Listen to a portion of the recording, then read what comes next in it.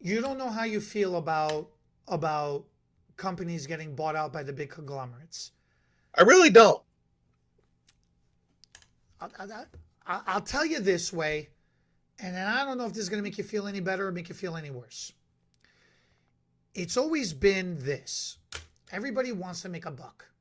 Everybody's trying to build something, build a business to create something that's going to make a difference, that's going to make a change.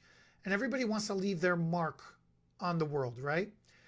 So as it goes, when a product is made and people start to like it, it starts building a core following, okay? And then that's what makes that product popular. And then it explodes and it takes the world by storm, which is great because everybody wants to see success for everybody. Or at least everybody should want to see success for everybody. The thing what happens is after a while, when a company gets successful, like you're mentioning, a conglomerate, a bigger company will come in to try to buy them out. So then you're left with a terrible decision that you have to make. Do you sell out? Or do you use that as an opportunity to expand your reach and grow and help more people? And this is where the struggle comes in. This is where I think, I'm going to take a guess. This might be where you're at. This might be where a lot of people feel. It's when companies sell their brand and all of a sudden they forget the core following that made them who they were. And that core following feels abandoned. And when Right. these bigger, larger corporations or these bigger, larger conglomerates, the bigger, larger salons, here we go. You lost your video feed. When the bigger, larger conglomerates become, I don't know how to describe it as, but they start taking over too much. The brand starts to lose its identity. And when the brand starts to lose its identity, that's where the prices start getting inflated astronomically out of control. Or they start going in a different direction. The brand message starts going in a different direction completely. Or the prices start getting out of reach. Only the larger salons with the buying power to make larger purchases are able to attain those products still. And then an independent stylist or a smaller salon who doesn't have 10 plus, stylists, right? They only have like a handful of chairs. Right. That's where they feel like I got screwed. I got left behind. I got abandoned. I'm the one who was buying your product when nobody knew about you. I'm the one who gave you the word of mouth advertising and got the clients hooked on your product before anybody knew anything about you. Right. And I think it's that level of it's almost like a disrespect.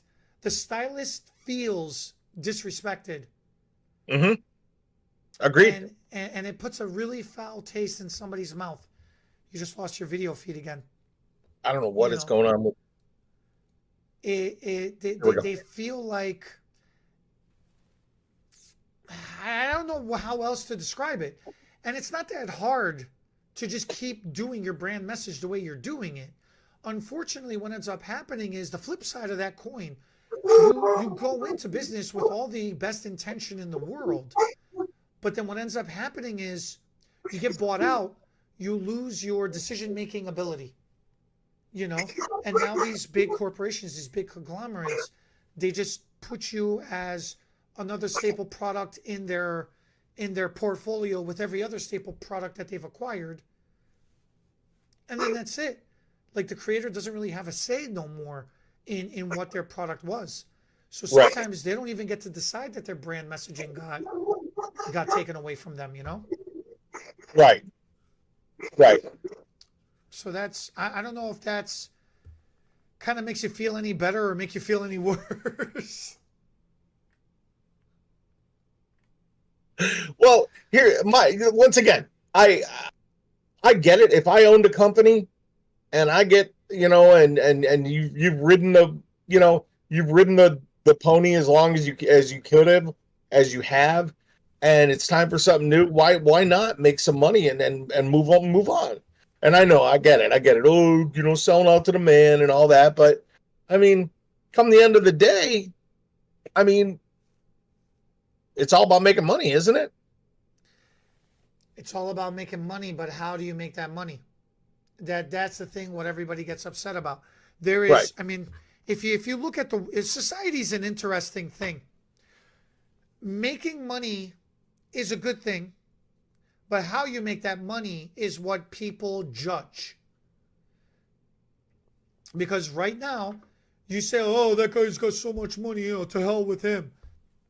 But then there are other people who have crap ton of money, and then people are like, "Man, good for him. He's worth every dollar, and I hope he makes 10 times more."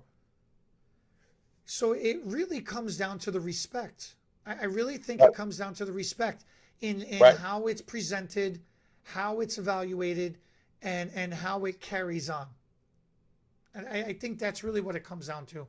Because I could start naming names and giving examples. There's going to be a portion of people, a majority of people that are going to say, "Oh, to hell with that." Now I'll name somebody else's name, and then all of a sudden everybody would be like, "Oh man, I love that person. I love that. That's awesome." Right. Right. I think a little respect goes a long flipping way. Um, I have a lot of respect for a lot of people, um, and I think that in our world right now, there isn't a lot of respect going around, and that's from stem to stern. I mean, we just flew back. Um, we were on an airplane not that long ago, and the disrespect that was shown to the flight attendants by people on the plane blew my mind. These people are here to help you, and you're treating them like second class citizens. And I'm just using that as an example, and I think that's right along what you're talking about. Um, I was always, I don't know, the way I was brought up is you never fault somebody for making money as long as they're not hurting people or ripping someone off, Um, I, and I have respect on a bunch of different levels for a bunch of different people, for different reasons. You know, the guy that took me under his wing almost 30 years ago as a raw, out of control, I was out of my mind, and he helped mentor me and bring me into, I worked in his salon for 28 years. Great guy. Much love to him right now, and I always will. But things ended a little differently than we wanted. But I still have nothing but love and respect for the guy, and I have coworkers who they wish nothing but negativity and hatred, and it's like, why are you doing this? That's the part that doesn't click with me is why do you wish someone to fail? Why would I mean? And I know you're not that guy. I know because you have talked me down from the ledge on a couple of occasions where I was on a rampage, and you're like, why, dude? Why? And I'm, and you're right. You're 100% right. But a little respect does go a long way. And There you were is gonna, a it doesn't translate very well into English, but there's a saying in my culture, and you gotta lift yourself. You gotta keep yourself high above to lift somebody higher above, so then they right, can lift you higher right, above. Okay. right, And like I said, it doesn't translate very well into English, but that expression and that saying, if somebody fails, then it drags a bunch of other people down with them. right, exactly. And if it's dragging a bunch of other people down with them, you got to do twice the amount of work to get back to where you were so you could start getting up ahead again. Right, Okay? It's right, not a win for anybody involved. It really, really is not. And you look at life, it's the same thing. Okay? You build something, and when that gets tumbling down, when the rug gets pulled out under you, so to say, as the expression in English goes, right? You lose Right. everything and you got to start from rock bottom. It takes you twice as long to start enjoying life again, because even if you're successful, everybody's like, oh man, you're doing so good, and then you hear people all the time, I used to be so much better, this is crap. And it's like, dude, but you're doing good now. But that metric that somebody, that level, that bar that somebody is grading themselves at, I guess is the word. Mhm. You know, they knew what they had. They knew what they had achieved. And they cannot be satisfied until they go back above, you know, get to where they were at and go above and beyond that. And I think that's where a lot of disrespect comes from in the world, is because in our youth, there wasn't as much, look, as a youth, you don't have as much responsibility as you do as an adult. So in your prime, as they say, and what is prime? Everybody's like, oh, your teenage years, your 20s, those are your prime years. Are they really though? You No. know, because my teenage years sucked. This is the prime of my life now because I am on top of my life now, you know? So is it physically? Is it financially? Is it mentally? Is it spiritually? That's kind of what you got to look at.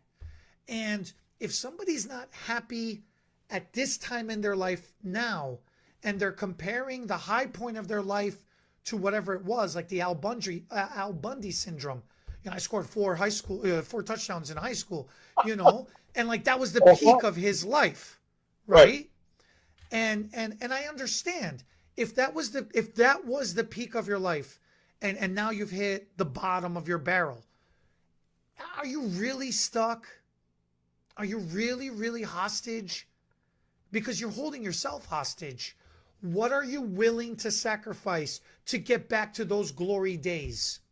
A lot of people are not willing to sacrifice what it takes, because sometimes that sacrifice requires your personal ego. Sometimes it requires family, losing family. Sometimes it loses friends. Sometimes it loses a career. There is so many levels, and then it starts turning into a grudge, which then starts turning into resentment, and then it starts turning into disrespect. Right. It's rough, man. It is. It is. It's Now, rough. taking what you said, I'm going to kind of transfer it over into the hair industry, because I'm in a couple of groups on Facebook, and every now and then I will engage. A lot of times I just read, because I get a temperature of what's going on. And this whole thing of independence